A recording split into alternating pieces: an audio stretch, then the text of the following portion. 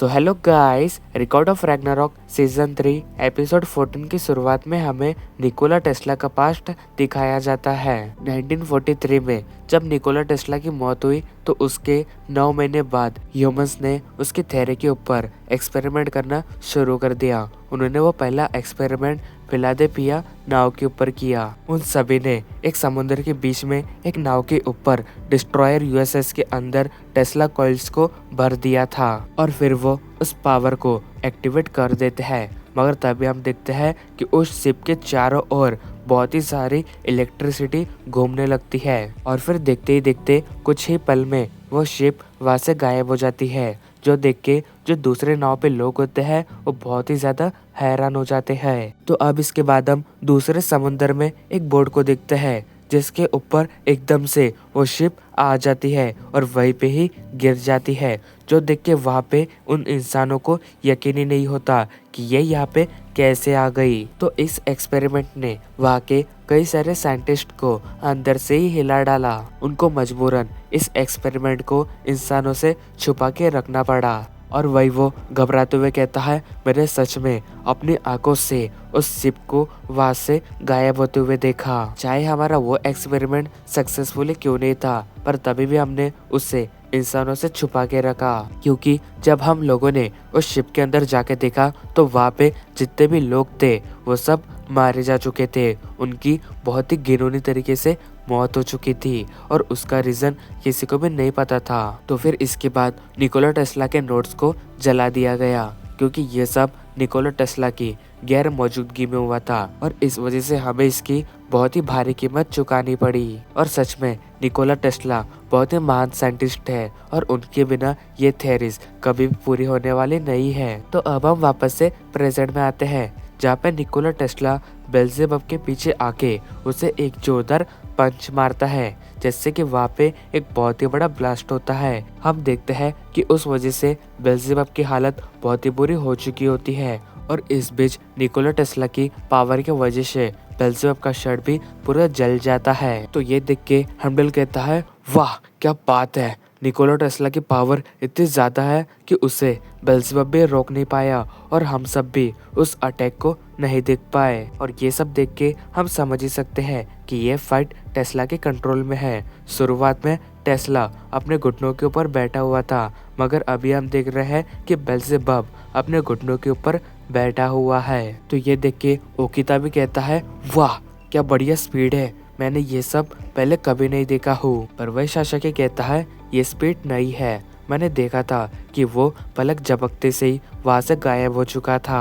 और वही एरिस भी ये देख के कह रहा होता है कि कैसे वो एकदम से वहां से कैसे गायब हो गया। तो इस पे हर्मस कहता है, ये बात तो मुझे भी नहीं समझी, मगर बेल्जेबब को देख के लगता है कि वो ये सब समझ चुका है। तो अब वही बेल्जेबब कहता है, तुम्हारे इस एक ही हमले से मैं ये समझ चुका हूँ कि तुम्हारे हमले की 3 लिमिटेशंस है। पहली लिमिटेशन, तुम्हें टेलीपोर्ट होने के पहले इसे चार्ज करना पड़ता है, क्योंकि अगर ऐसा ना होता तो तुम फिर से वही अटैक करके मुझे खत्म कर देते जब मैं अपने घुटनों के ऊपर बैठा हुआ था। तुम्हारे इस अटैक की दूसरी लिमिट, तुम अपनी पसंदीदा जगह पे टेलीपोर्ट नहीं हो सकते हो, क्योंकि टेलीपोर्ट होने से पहले मैंने तुम्हारे उस पैटर्न में एक चीज नोटिस किया। जब तुम अपनी बॉडी को इधर उधर कर रहे थे तो तभी मुझे लगा कि वो मेरा इल्यूजन है, मगर वैसा नहीं था। तुम मुझे उस जगह पे खड़ा करना चाहते थे जहाँ पे तुम टेलीपोर्ट होने वाले हो। तो ये बात सुन के लोकी और ओडिन भी टेस्ला के दिमाग से बहुत ही ज्यादा इम्प्रेस हो जाते हैं, क्योंकि टेस्ला ने इस अटैक को करते हुए जो जो स्ट्रेटेजीज लगाई थी वो बहुत ही बढ़िया थी। तो अब वही बेल्जेबब कहता है, तुम्हारी लास्ट लिमिट, तुम कितने बार टेलीपोर्ट हो सकते हो। तो उसके ये कहते ही हम देखते हैं कि टेस्ला का एक कॉइल टूट जाती है, जो देख के वहाँ पे सभी बहुत ही हैरान हो जाते हैं। फिर तभी टेस्ला बेल्जेबब से कहता है, बहुत बढ़िया, तुमने इतने जल्दी मेरे इन अटैक्स को समझ लिया। तो अब टेस्ला एक बात रिवील करता है कि अगर मैंने ये अटैक इस केज के बाहर किया होता तो तब ये काम नहीं करता, क्योंकि मुझे इस अटैक को करने के लिए परफेक्ट टेस्ला पार्टिकल्स को इकट्ठा करना पड़ता है। तो इससे हमें ये बात समझ आती है कि टेस्ला यहाँ पे इसलिए घूम रहा होता है कि ताकि वो टेस्ला पार्टिकल्स को इकट्ठा करके उसे चार्ज कर सके। टेस्ला जितने बार बेल्जेबब के ऊपर अटैक करेगा उतनी ही बार वो कॉइल चार्ज होंगी और वो उतने पार्टिकल्स को इकट्ठा कर पाएगा और इसीलिए वो चारों ओर उस केमिकल दीवार को बना देता है, जिससे कि जो भी टेस्ला पार्टिकल्स से वो अंदर ही रहे और हम उसे अपनी आंखों से नहीं देख सकते हैं। और फिर टेस्ला उन सभी पार्टिकल्स को इकट्ठा करके एक बहुत ही बढ़िया अटैक करता है। मगर तभी हम देखते हैं कि टेस्ला अपने वीकनेस भी बता देता है कि मुझे इस अटैक को फिर से करने के लिए 60 सेकंड्स लगते हैं और जितनी बार मैं इस अटैक को करूंगा तो उसमें मेरी एक कॉइल डिस्ट्रॉय हो जाएंगी। और इससे हम ये समझ पाते हैं कि टेस्ला अब ये अटैक बस 2 ही बार कर सकता है, क्योंकि अब उसके पास बस 2 ही कॉइल बची होती है। तो इस पे ब्रुएल्डा गोल को बताती है कि अगर निकोला टेस्ला फिर से वो अटैक करेगा तो उसमें गोंडल की डेथ हो जाएंगी और उसके साथ साथ निकोला टेस्ला भी इसमें मारा जाएगा। अब वही बेल्जेबब निकोला टेस्ला की दाद देते हुए कहता है, तुमने मुझे अपनी सारी वीकनेस तक बता दी, तो तुम्हें क्या लगता है कि तुम इस लड़ाई को आसानी से जीत सकते हो? तो इस पे टेस्ला कहता है, नहीं नहीं, ऐसा नहीं है। मैं नहीं चाहता हूँ कि किसी को भी इतना सारा नॉलेज अपने साथ कब्र में लेके चले जाना चाहिए। तुम अपना नॉलेज लोगों को जितना ही दे सकते हो उतना ही बहुत अच्छा है। और यहाँ तक कि टेस्ला ने बेल्जेबब को अपनी वीकनेस भी बता दी, क्योंकि वो चाहता है कि लोगों के पास बहुत ही सारा नॉलेज हो और इसी नॉलेज के दम पे ह्यूमैनिटी आज यहाँ तक पहुँच चुकी है। तो टेस्ला की ये बातें सुन के बेल्जेबब कहता है, तुम मुझे बहुत ही पसंद आए। तुम्हारी ये वीकनेस होने के बाद भी तुमने एक टीचर के जैसे मुझे ये सब नॉलेज दी। पर उसके ये कहते ही उसके मुंह से ब्लड निकलने लगता है, क्योंकि टेस्ला के उस अटैक की वजह से बेल्जेबब के इंटरनल ऑर्गन्स भी बहुत ही ज्यादा डैमेज हो चुके थे। तो अब बेल्जेबब अंदर ही अंदर कहता है, ऐसा दर्द मैंने अपनी पूरी जिंदगी में एक ही बार झेला था, जब मैंने हैदिस के साथ फाइट किया था।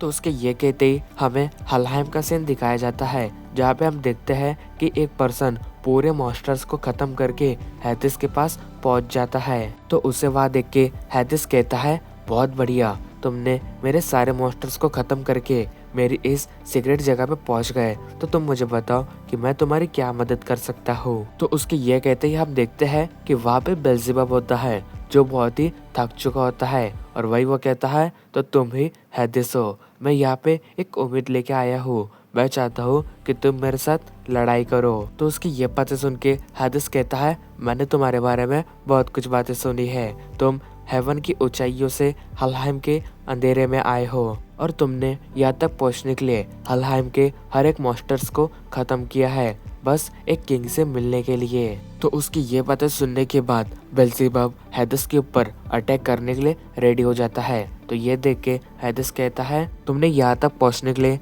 कई सारे मॉन्स्टर्स को खत्म किया है, मगर इसके बाद भी तुमने मेरे ऊपर अटैक करने की गुस्ताखी की। तुम्हें पता है ना इसका अंजाम क्या होगा? इसका सीधा सीधा मतलब यही है कि तुम मरना चाहते हो। तो ये सुन के बेल्जेबब कहता है, हाँ तुम सही हो, मैं यहाँ पे मरने के लिए आया हूँ, तो चलो उठो और मेरे साथ लड़ाई करो। वही ये सुन के हैदिस कहता है, तो ठीक है, मैं तुम्हारी इस फरमाइश को पूरी कर देता हूँ। और ये कहते ही वो अपने स्पीयर को उठा लेता है और लड़ाई करने के लिए तैयार हो जाता है। तो अब इसके बाद उन दोनों के बीच बहुत ही खतरनाक फाइट शुरू हो जाती है। उन दोनों के तलवारों की आवाज पूरे हेलहाइम में गूंज रही होती है और वही बेल्जेबब अपने पूरे पावर से हैदिस के ऊपर अटैक कर रहा होता है, मगर हैदिस उसके हर अटैक को डॉज कर रहा होता है। जिसके बाद हैदिस अपने अटैक से बेल्जेबब को खुद से दूर कर लेता है। तो ये देख के बेल्जेबब अपनी पूरी ताकत लगा के हैदिस के ऊपर अटैक कर देता है, मगर तभी हैदिस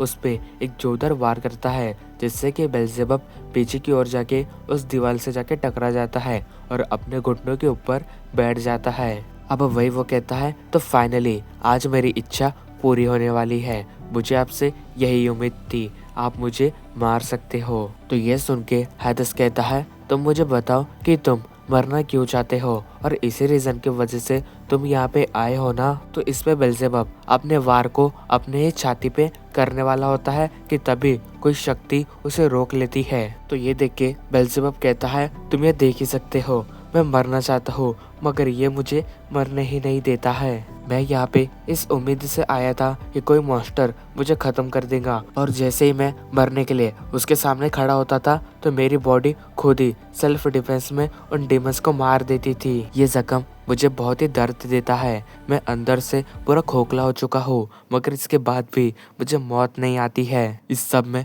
पूरी गलती ललित की है। मैंने जब उसे मारा तो उसने मुझे कर्स दे दिया कि तुम हमेशा जिंदा रहोगे, तुम जब भी खुद को मारने की कोशिश करोगे तुम नहीं मार पाओगे। तो प्लीज हेलहाइम के किंग, मैं चाहता हूँ कि तुम मुझे मार दो, मेरे इस सर को मेरे धड़ से अलग कर दो और मुझे इस श्राप से मुक्त कर दो।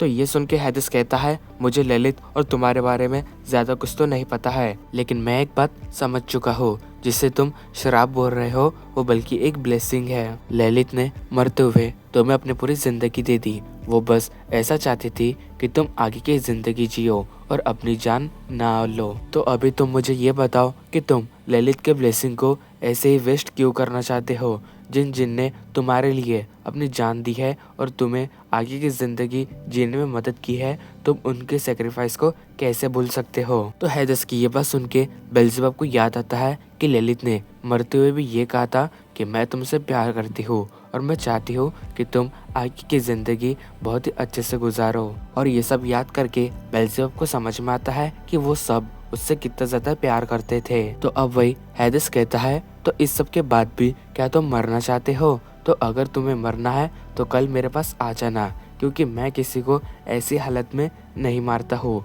ये सब मेरे नियमों के खिलाफ है। कल तुम मेरे पास ऐसी हालत में आना कि तुम्हारे बॉडी पे एक भी चोट नहीं होनी चाहिए, और फिर मैं तुम्हें खत्म करूंगा।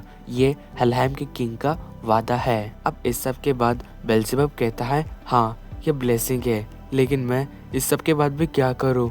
मैं अंदर से पूरा टूट चुका हूँ। मैं और जीना नहीं चाहता हूँ। तुम सभी मुझे बताओ कि मुझे भी क्या करना चाहिए। मैं कुछ नहीं सोच पा रहा हूँ। अब अगले दिन बेल्ज़ेबब हेदिस के पास चले जाता है, जहाँ पे हेदिस चेस खेलते हुए कहता है, तो फाइनली तुम यहाँ पे आ ही गए, तो चलो बताओ मैं तुम्हें कैसे मारूं? जिस पे बेल्ज़ेबब कहता है, नहीं मैं मरना नहीं चाहता हूँ। तो ये सुन के हेदिस कहता है, ओ तो तुमने अपना डिसीजन बदल दिया? इस पे बेल्ज़ेबब जवाब देता है, मेरी बात को तुम गलत मत समझना, लेकिन मैं अभी भी मरना चाहता हूँ, क्योंकि मैं अंदर से पूरा ही टूट चुका हूँ और मुझे ये बात पता है कि तुम मुझे बहुत ही हॉनर से मारोगे, मुझे बिल्कुल भी दर्द नहीं दोगे। पर मैंने ये डिसाइड किया है कि मैं इसी तरह जीऊँगा और इसी तरह मरूंगा। एक दिन ये दर्द मुझे अंदर से खोखला करके ही मार देगा। तो ये सुन के हेदिस बहुत ही हंसने लगता है। फिर वही वो कहता है, ठीक है मैं ये याद रखूंगा कि तुम अपनी पूरी जिंदगी जियो, मगर हर जिंदगी में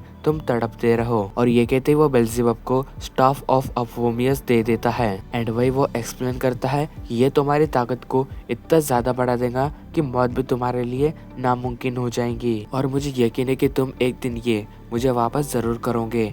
ये तुम्हारे जीने में मदद करेंगी और एक दिन ऐसा आएगा कि यही तुम्हारी मौत का कारण बनेगी। तो उसके ये बातें सुन के बेल्ज़ेबब कहता है, तुम्हारा शुक्रिया, और मैं ये वादा करता हूँ कि एक दिन मैं इसे वापस जरूर करूँगा। और ये कहते वो वहाँ से जाने लगता है। फिर तभी हम प्रेजेंट में आते हैं, जहाँ पे बेल्ज़ेबब कहता है, हेदिस इसमें तुम्हारी गलती है, तुम्हारी उसी पेनफुल पर्सनालिटी की वजह से मैं आज भी तड़प रहा हूँ। पर तभी निकोला टेस्ला बेल्ज़ेबब के ऊपर अटैक कर देता है। तो ये देख के बेल्ज़ेबब उसके अटैक को रोक देता है और वही वो दिल ही दिल में कहता है, हेदिस तुमने मेरे साथ खेल खेला है, तुमने मुझे ऐसा बना दिया है कि मैं जितना भी मरना चाहूँ तो ना मर पाऊँ। मैं इस दर्द से अंदर ही अंदर टूट रहा हूँ और न चाहकर भी मर नहीं पा रहा हूँ। इसमें सब तुम्हारी गलती है। और जब मैंने तुम्हें मरते हुए देखा तब मुझे बहुत ही खुशी हुई, लेकिन मुझे ये गम भी था कि मैंने तुम्हें खो दिया है। तो इसका बदला मैं लेके रहूंगा, मैं इस पूरी ह्यूमैनिटी को